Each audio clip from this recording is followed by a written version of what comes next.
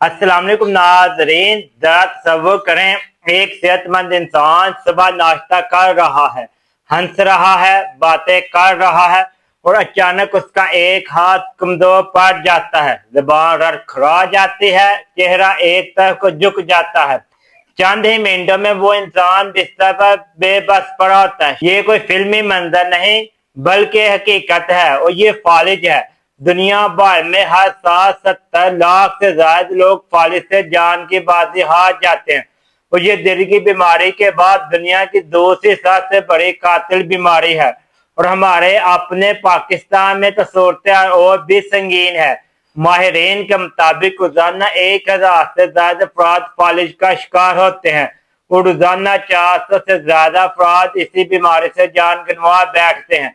आज मैं आपको बताऊंगा कि फालिज क्यों होता है, इसकी अलामत क्या है, आप अपने दिमाग को कैसे महफूज रख सकते हैं। नाज़रीन, अब सवाल पैदा होता है फालिज क्या है। दिमाग को मुसलसल खून और ऑक्सीजन चाहिए होती। जब दिमाग के किसी हिस्से को खून की सप्लाई अचानक रुक जाए तो इसे फालिज या स्ट्रोक कहा जाता है। इसकी दो बड़ी किस्में हैं। पहली किस्म इस्केमिक स्ट्रोक, जहां दिमाग की कोई रग किसी रोथे से बंद हो जाते हैं और ये फालिज के सबसे आम किस्म है। दूसरी अकसाम इसकी हेमोरेजिक स्ट्रोक है, जहां दिमाग की कोई रग फट जाती है और अंदरूनी खून बहने लगता है। ये किस्म कम है मगर आम है, लेकिन ज्यादा जानलेवा साबित होते हैं। दोनों सूरतों में दिमाग के लिए चंद मिनटों में मरना शुरू हो जाते हैं। आलमी सतह पर फालिज से मरने वाले लोगों की तकरीबन 11% शरह है। हर 30 सेकंड में कहीं ना कहीं एक शख्स को फालिज हो रहा है और जो लोग बच जाते हैं इनमें से बहुत से मुस्तकिल तौर पर मजदूर हो जाते हैं। बोलने की सहलियत खत्म हो जाती है, हाथ पांव की हरकत या याददाश्त मुतासर हो सकते हैं। यही वजह है कि फालिज को मजदूरी की सबसे बड़ी वजह भी समझा जाता है। अफसोस की बात यह है कि 80% से ज्यादा बोझ उन ममालिक पर है जहाँ कम आमदनी वाले लोग हैं, जहाँ बर वक्त इलाज की सहूलियात महदूद होती है। नाजरीन, आए अब हम देखते हैं कि फालिज किस वजह से होता है। इसकी कुछ वजूहात है। सबसे पहली वजूहात है ब्लड प्रेशर है। फालिज की सबसे बड़ी और आम वजह है। नंबर 2 शुगर है। Number 3 bad cholesterol. Number 4 cigarette नोशी और नंबर 5 मोटापा है। दिल की बीमारियां, खासतौर पर बेकायदा धड़कन, जिस्मानी सरगर्मी की कमी और मुसलसल ज़हनी दबाव, उम्र का बढ़ना और जेनेटिक इशू की वजह से भी फालिज हो सकता है। याद रखें, फालिज में हर मिनट अहम होता है। दिमाग के लिए हर मिनट में लाखों की तादाद में मरते हैं। जितनी जल्दी इलाज मिल जाए उतना ही नुकसान कम होता है। नाज़रीन, आया हम आपको फालिज से बचाव के लिए कुछ एहतियात बताते हैं। ये डाइट प्लान आप याद रखें। सुबह नाश्ते में दलिया लें, कुछ अखरोट और बादाम लें, एक केला और सब्ज चाय या नींबू पानी लें। दोपहर के खाने में रोटी लें, हरी सब्जियां, दाल, मछली और सलाद लें। शाम के खाने में भुने हुए चने लें और ताजा फल लें। चिप्स और बेकरी आइटम से परहेज करें। रात के खाने में हल्की ग़िज़ा, सब्जियों का सूप, कम तेल वाला खाना इस्तेमाल करें। नमक कम से कम रखें। ज्यादा नमक ब्लड प्रेशर बढ़ाता है, जो फालिज की सबसे बड़ी वजह है।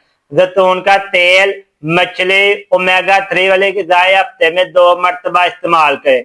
पोटाशियम से भरपूर ग़िज़ाएं जैसे केला, पालक और शकरकंदी ब्लड प्रेशर को कंट्रोल में मदद देती है। याद रखें, ब्लड प्रेशर और शुगर कंट्रोल में रखना ही फालिज से बचाव की सबसे बड़ी वजह है। दोस्तों, जब आप हॉस्पिटल पहुंचते हैं तो डॉक्टर सबसे पहले डायग्नोज करता है, फिर इसके बाद ट्रीटमेंट शुरू करता है। हॉस्पिटल जाते सीटी स्कैन या MRI के जरिए फौरी मालूम किया जाता है कि फालिज किस किस्म का है।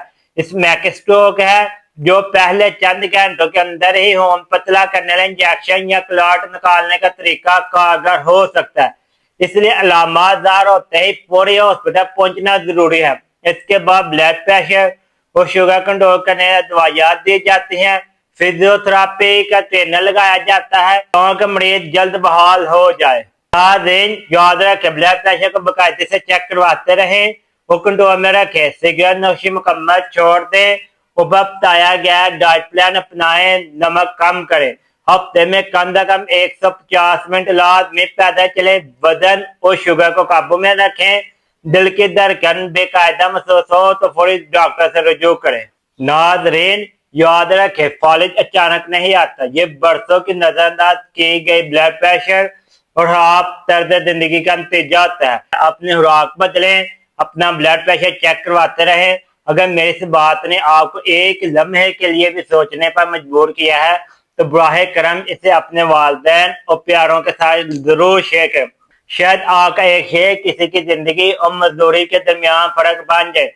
ناظرین یاد رکھیں فالج کے بعد ہر گزرتا دن قیمتی ہوتا ہے، بر وقت اور درست فزیو تھراپی مریض کو دوبارہ چلنے، ہاتھ استعمال کرنے اور روزمرہ زندگی تک واپس آنے میں مدد دے سکتے ہیں۔ اگر آپ کے گھر میں فالج کا مریض موجود ہے اور آپ گھر پر فزیو تھراپی ٹریننگ یا مکمل رہنمائی چاہتے ہیں تو آج ہی مجھ سے رابطہ کریں۔ انشاءاللہ درست رہنمائی اور باقاعدہ مشق کے ذریعے مریض کی بحالی کے امکانات بہتر بنائے جا سکتے ہیں۔